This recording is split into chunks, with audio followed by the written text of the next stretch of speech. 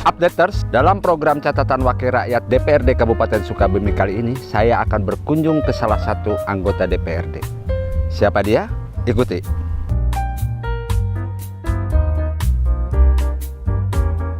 Updaters, kali ini saya berada di rumah Ibu Neng Susi, anggota DPRD Kabupaten Sukabumi dari Partai Nasdem, atau lebih populer dengan sebutan Ibu Boti.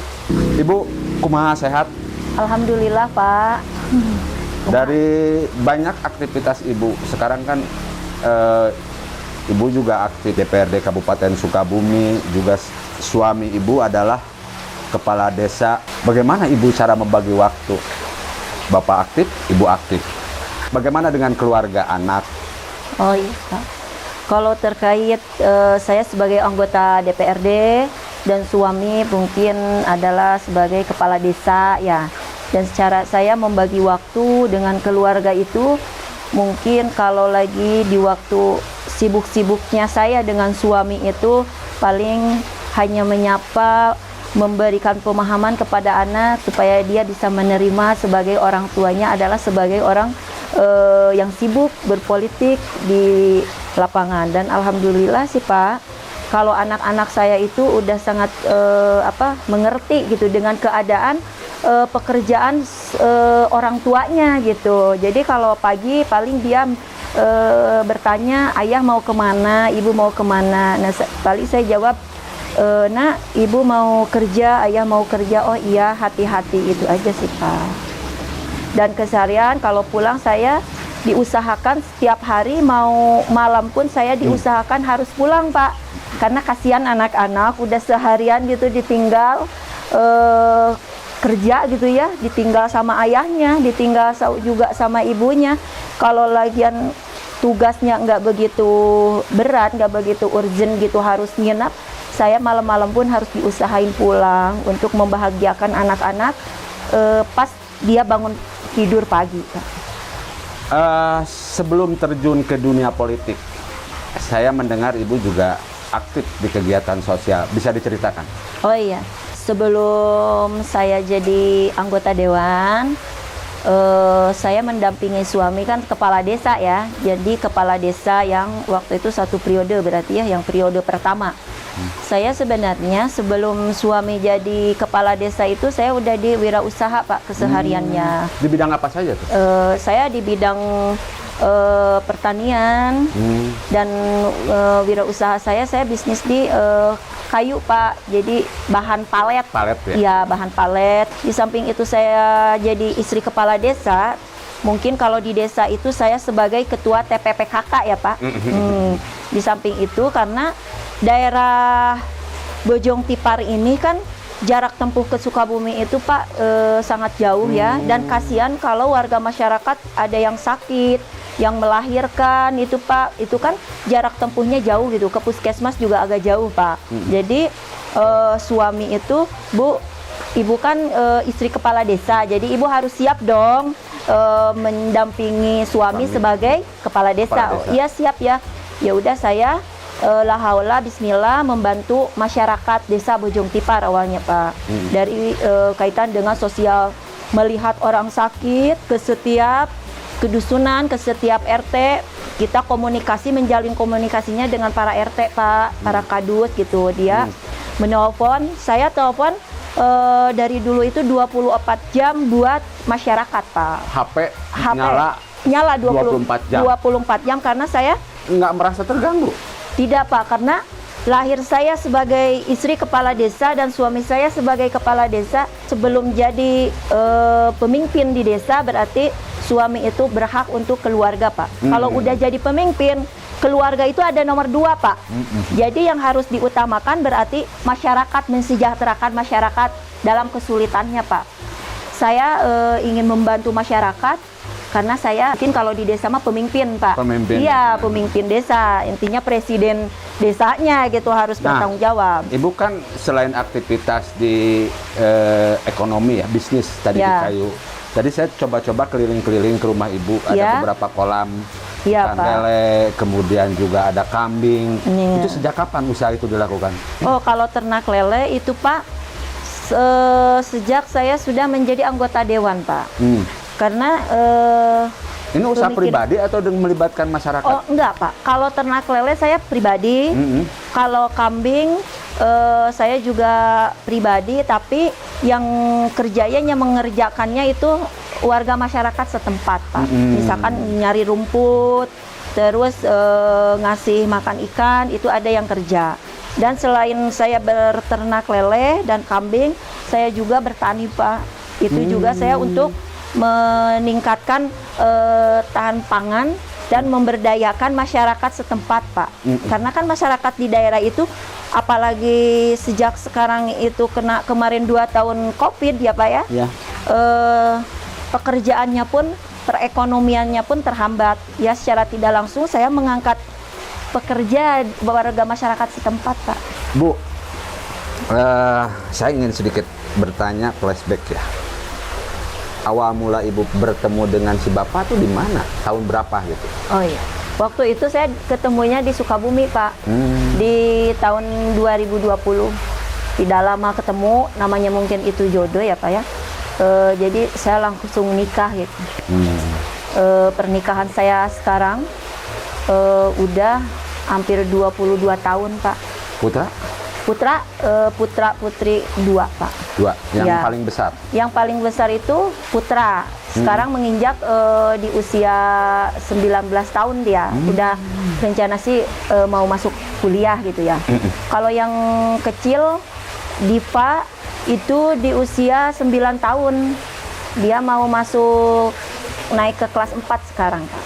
Nah, dari 2 putra ini mana yang ingin mengikuti jejak orang tuanya, atau ibu memaksa anak harus terjun ke politik, atau gimana cara mendidik anak? Kalau ibu tuh mendidik anak itu, mungkin kalau namanya orang tua mendidik anak pasti pengen yang lebih baik gitu ya, Pak ya. Iya.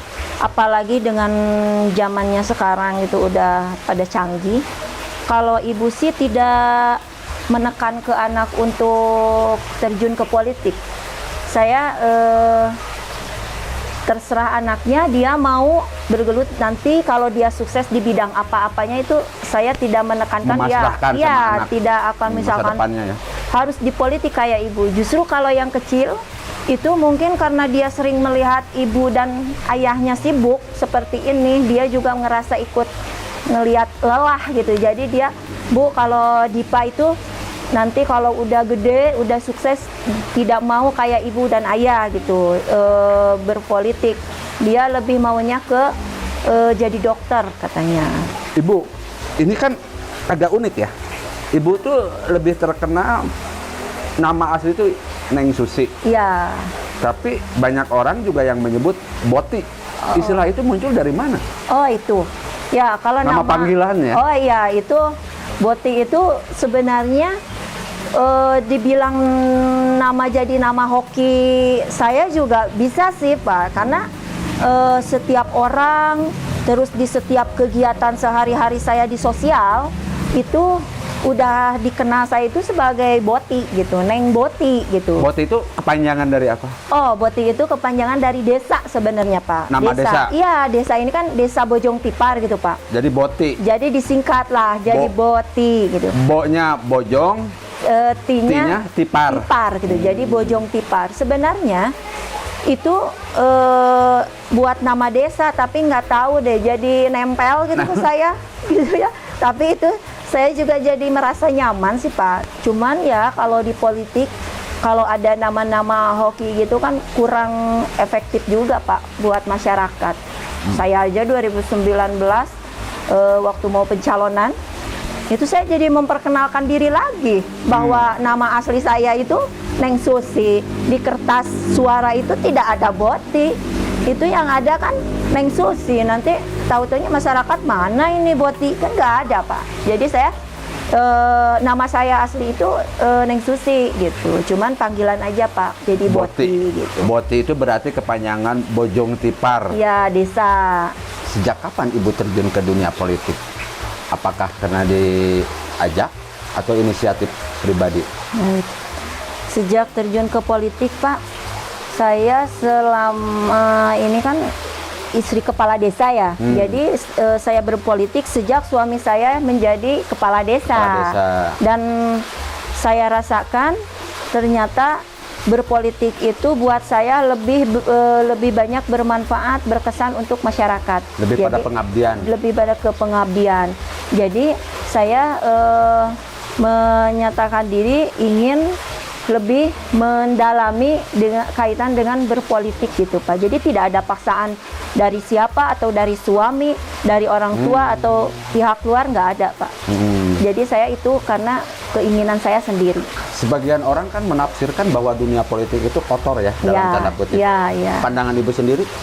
Kalau buat saya berpolitik itu nggak semua kotor Pak. Tapi buat pribadi saya berpolitik karena saya ingin terus menggeluti di dunia politik.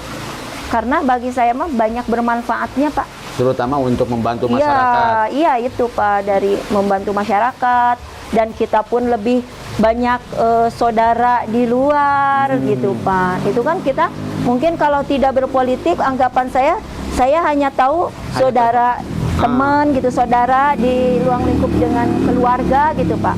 Tapi ternyata kalau saya sekarang udah berpolitik, ternyata banyak banyak saudara di luar, banyak ya, enaklah aktivitas dengan warga masyarakat gitu, bisa membantu mereka yang kesulitan gitu. Ibu kan sekarang anggota DPRD Kabupaten Sukabumi. Iya. Di komisi berapa? Saya di Komisi 4 Pak, yang membidangi kesehatan, sosial, BPBD, pendidikan, ketenaga kerjaan, sama Dispupora. Itu Pak. Tokoh politik yang paling Ibu kagumi? Pak Surya Paloh Pak, kalau buat saya, karena jadi saya juga lebih memilih ke Nasdem, karena saya sangat cenderung lebih mengagumi ke Pak Surya Paloh Pak. Apalagi sekarang Kabupaten Sukabumi dipegang lagi Nasdem, itu kan sekarang diganti ya sama Pak Ucok sekarang Pak, Ketua DPD-nya. Kuota perempuan di parlemen itu kan baru 30%. Ya. Menurut Ibu jumlah ini perlu ditambah Kak? Ya perlu dong, karena kan untuk sekarang itu perempuan 30% menurut saya itu kurang untuk memperjuangkan hak-hak perempuan Pak. Karena merjuangkan hak-hak perempuan harus sama perempuan lagi Pak. Pengalaman apa yang paling menarik bagi Ibu selama menjadi anggota DPRD Kabupaten Sukabumi? Saya mempunyai pengalaman sangat menarik, karena saya dulunya di bidang kesehatan dan sekarang saya menariknya jadi anggota dewan itu. Terutama di Komisi 4 ya? Ya, di Komisi 4 justru saya itu berkesannya saya lebih mempunyai kekuatan untuk membantu masyarakat dan untuk menampung aspirasi hak-hak masyarakat. Beda ketika Ibu jadi kepala desa, membantu masyarakat sepertinya ada batas ya. Menjadi anggota dewan, menjadi powerful, bisa membantu masyarakat. Powernya itu jadi lebih bertambah Pak dibanding sebelumnya gitu. Kalau sebatas menjadi istri kepala desa itu agak kurang digerget gitulah, kurang gimana gitu kalau lagi merjuangkan. Kalau sekarang saya lebih berkesannya lebih berkuasa, saya juga lebih bisa membantu masyarakat dan hak-hak masyarakat itu, yang aspirasi-aspirasi masyarakat juga saya bisa menampung, memperjuangkan.